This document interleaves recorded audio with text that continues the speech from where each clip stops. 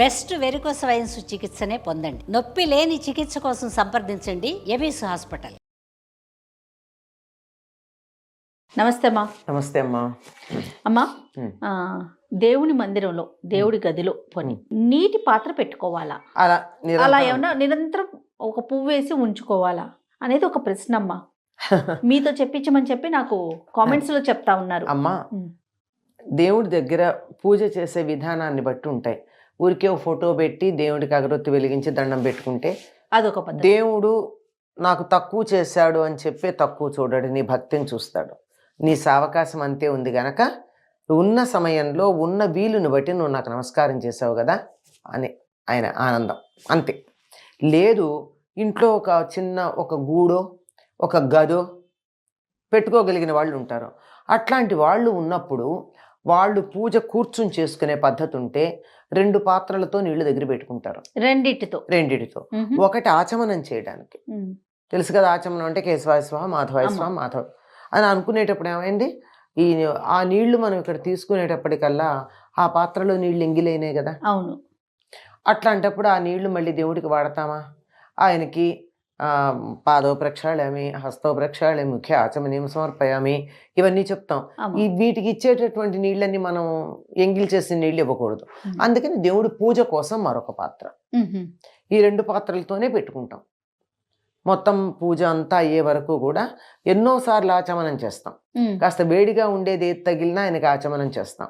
అంటే ధూపదీపానంతరం ఆచమనీయం సమర్పయామి, ధూపం దీపం 2 అయ్యాక కూడా ఆయనకి వేడి అయ్యి ఉండొచ్చు, కాస్త తాగునైనా మంచినీళ్ళు నోరు చల్లబరుచుకో, ఎండిపోయి ఉండొచ్చు మేము చేసేదానికి. అయిన తర్వాత నైవేద్యం అప్పుడు ఎలాగో అవసరం. మంగళహారతి ఇచ్చాక కూడా ఆచమనీయం ఇస్తాం. ఆచమనీయం ఇచ్చామంటే దాని మీద చుక్క నీళ్ళు చల్లుతాం అంతే. ఇంతవరకే కావాలమ్మా. అయితే కొంతమంది చెప్పిన అంటే నిజంగా నాకు చాలా హేతుబద్ధంగా అనిపించింది. మహానివేదన చేస్తాం, అందరూ చేయరు కదా. అందరూ మామూలుగా పండో ఏదో నైవేద్యం పెడతారు. మహానివేదన అంటే వండినన్న నివేదన పెట్టే అలవాటు. అది కొత్తగా మొదలు పెట్టద్దు ఎవరు కూడా, ఎందుకంటే కొనసాగించాలి. అవును, ఇంట్లో ఉంటే కొనసాగించాలి, లేకపోతే మొదలు పెడితే మీరు మీ తర్వాత వాళ్ళు చేయకపోతే ఆ విగ్రహాలు అలవాటు పడిపోయి ఉంటాయి. శక్తి ఉంది కదా. ఆ మహానివేదన పెట్టినప్పుడు నీళ్లు పెడతాం కదా, మళ్ళీ దానికో పాత్ర అన్నం, వండిన అన్నంతో పాటు ఈ మహానివేదనకు పెట్టినటువంటి పాత్ర కూడా ఉంది కదా, మంచినీళ్ళు. ఈ మంచినీళ్ళు అక్కడే ఉంచుతారు మూత పెట్టి.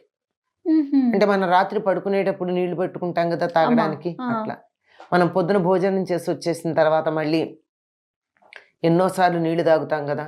పొద్దున భోజనం పెట్టాం కదా, మధ్యలో నీళ్లు కావాలంటే అందుకని ఒక పాత్రలో ఒక చిన్న గ్లాసులో ఒక మూత పెట్టి అక్కడ పెడతాం. అది మహానివేదన చేసేవాళ్ళు మాత్రమే, ఆ సాంప్రదాయాన్ని పాటించేవారు మాత్రం అలా పెడతారు. అది ఆ మహానివేదన అలవాటు ఉన్న వాళ్ళు మాత్రమే పెడతారు. లేకపోతే సరదాగా పెట్టే చెంబుల్లో నీళ్లు పోసి పెడతామే, అట్లాంటివి ఏం అక్కర్లేదు. అమ్మాయి మధ్యకాలంలో మనం గుమ్మానికి ముందు గుమ్మం పక్కన కూడా ఒక రాగి చెంబులో పువ్వులు వేసి నీళ్లు పెట్టి కింద ఉప్పేసి పైన ఆ పాత్ర పెట్టి దాంట్లో పువ్వులు వేసి పెడుతున్నారు. ఈ ఉప్పు వేయడం ఏమిటో తెలియదమ్మా. పాత్రలో నీళ్లు పెడితే మంచిదే, నీళ్ళు ఎక్కడున్నా శుభం గనక కలసం గనక ఉంటే ఉండండి. పూర్వం ఇంటి బయట పెట్టుకునేవాళ్ళు, బయట పెట్టలేక ఇప్పుడు లోపల పెడుతున్నారేమో అని నాకు అనుమానం. కాళ్ళు కడుక్కునేందుకు నీళ్లు పెడుతూ ఉండేవాళ్ళు, ఇప్పుడు అది లేక అట్లా పెడుతున్నారేమో తెలియదు. కానీ మంచి నీళ్లలో ఏదన్నా పువ్వు వేస్తే, వాసన వచ్చే పువ్వు వేస్తే, గులాబీ పువ్వు మల్లె పువ్వు లాంటిది వేసామనుకోండి, ఇల్లంతా ఘుమఘుమలాడుతుంది, మంచి సువాసనగా ఉంటుంది. అలా అంతే తప్ప దీనివల్ల ఏమన్నా అంటే ఏమో తెలియదమ్మా. ఈ మధ్య చాలా రకాలు చెప్తున్నారు. అది చైనా వాస్తున్నారు, జపాన్ వాస్తున్నారు, రేపొద్దున ఆఫ్రికా వాస్తని కూడా ఏదన్నా వస్తే రావచ్చు, తప్పేం లేదు.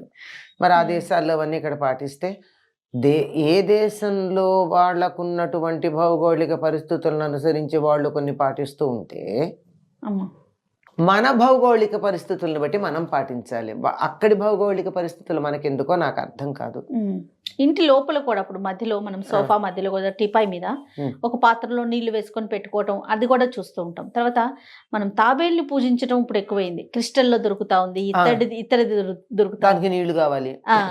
అందుకని చెప్పి అక్కడ కూడా కొంచెం నీళ్ళల్లో వేయటం, నీళ్ళ మధ్యలో దాన్ని వేయటం, ఇట్లాంటివి కూడా చూస్తుంటాం. ఇవన్నీ వాస్తు ప్రకారమా లేకపోతే మంచి సంతోషం కోసమా లేకపోతే లక్ష్మి రాక కోసమో అర్థం కాదు మరి. ఏదో ఏదో ఒక లాభాపేక్ష కదా. లాభాపేక్షకి ఇంత కష్టపడాలా? నీ ప్రవర్తన మార్చుకుంటే పోలా? ఉమ్, ఇల్లు ఈ తలుపు తీసి అక్కడ పెట్టు, ఆ వస్తువు తెచ్చి ఇక్కడ పెట్టు, రోజుకి అప్పు చేసి ఉప్పుకొని నష్టపో అని ఎవరు ఏం చెప్పలేరు. ఉమ్, అత్యవసర పరిస్థితుల్లో వాడండి. అత్యవసర పరిస్థితులు అంటే పిల్లలకి దిష్టి తగిలినప్పుడు ఉప్పుతో దిష్టి తీస్తాం. కానీ రోజు ఇంతంత ఉప్పు అక్కడ పెట్టి దాన్ని పారబోస్తూ ఎందుకు ఇంత వృధా చేస్తారు నాకైతే తెలియదమ్మా. ఉమ్. కారణం వాళ్ళకేమన్నా ఉండుండొచ్చు. నాకైతే నాకు తెలిసినంతలో, నా బుర్రకి తోచినంతలో, నేను చదివినంతలో అమ్మా ఇది ఎక్కడా లేదు. ఉమ్, అసలు పెట్టుకోవటం కానీ అబ్బా తాబేలు పూజించటం ఉందా అబ్బా తాబేలు బొమ్మని? లేదమ్మా. ఆ, అసలు తాబేలు శుభం, అందులో అనుమానం ఏం లేదు. పూర్వం ఇళ్లల్లో పెంచుకునేవాళ్ళు. పెంచుకునేవాళ్ళ పెంచుకునేవాళ్ళు నూతులు ఉంటే నూతులో తప్పనిసరిగా తాబేలు ఉంటే నీళ్లు శుచిగా ఉంటాయి. అది చాలా వరకు క్లీన్ చేస్తూ ఉంటుంది. అంచేత తాబేలు ఇళ్లల్లో ఉండడం, నీళ్లలో నూతుల్లో ఉండడం ఉండేది. ఇప్పుడు తాబేలు పెంచుకోవడం నేరం కదా. అవును అవును. అందుకని ఇవి పెంచుతున్నారేమో అని నాకు అనుమానం. క్రిస్టల్ ఇలాంటివి అలా అంతే పెట్టుకుంటున్నారు తప్ప మనకి మంచి ఎక్కడా లేదు అమ్మ. ప్రకృతిలో అంతటినీ పూజిస్తాం. తాబేలు రూపంలో దేవుణ్ణి కూడా పూజిస్తాం మనం, కూర్మావతారం. అంచేత దేవుణ్ణి, తాబేలు రూపంలో ఉన్న దేవుణ్ణి దేవుడి మందిరంలో పెట్టుకుని పూజించండి. ఇంట్లో హాల్లో ఎందుకు పెడతారు? అది అందంగా పెట్టుకున్నామన్నారా పెట్టుకోండి. దానివల్ల ఏదన్నా ఉంది అంటే మరి చెప్పిన వాళ్ళకి విన్న వాళ్ళకి తెలియాలి. నాకైతే తెలియదు. అంతేనమ్మా. ఎందుకంటే ఎందుకు చెప్తారో కూడా తెలియదు. దీనివల్ల అనవసరంగా ఇంట్లో వస్తువులు పెంచుకోవడం, పని పెంచుకోవడం అయిపోయింది. దీనివల్ల మాకు మంచి జరుగుతుంది, ఏదో డబ్బు వస్తుంది అంటే అసలు ముందర మీరు మారండి అయ్యా. బద్ధకం మానుకోండి, శ్రమ పడండి, కృషి చేయండి, ధర్మ మార్గంలో ఉండండి, అన్నీ జరుగుతాయి. ఇవేమీ చేయకుండా మేము బద్ధకంగానే ఉండాలి, మేమేమి కష్టపడము, మేము ధర్మం అధర్మం గురించి మాకు ఆలోచన లేదు, హఠాత్తుగా మాకింత డబ్బు వచ్చి మీద పడాలి, అదిగో తాబేలు పెడితే పడుతుందా, ఉప్పు పెడితే పడుతుందా, తప్పు పెడితే పడుతుందా అని నీళ్ళ చెంబు పెడితే మొత్తానికి ఇదంతా తుప్పు పట్టించేటటువంటి ప్రయత్నాలు తప్ప ఇలాంటి వాటిని మీరైతే ఎంకరేజ్. నేనైతే నమ్మనమ్మా. నేను పువ్వు పెడతా. ఎక్కడ గులాబీ పూలు కనుక ఉన్నట్టయితే చక్కని క్రిస్టల్ బౌల్ పెట్టి, అంటే బాగుంటుందని అంతే పెట్టి, దాంట్లో ఈ గులాబీ పూలు దేవుడి దగ్గర పెడతా ఒకరోజు. అవి చక్కగా వాడిపోకుండా ఘుమఘుమలాడుతూ ఉంటాయి. మర్నాడు తెచ్చి హాల్లో పెట్టుకుంటా. నిర్మాల్యం కదా మర్నాటికి. 3-4 రోజులు నా ఇల్లంతా మంచి పన్నీరు వాసన వస్తుంది. అందుకోసం పెట్టుకుంటాను తప్ప దీనివల్ల వాస్తు వల్ల అని చెప్పుకోవడానికి ఏం లేదు. సంతోషం అమ్మా. నమస్తే. నమస్తే.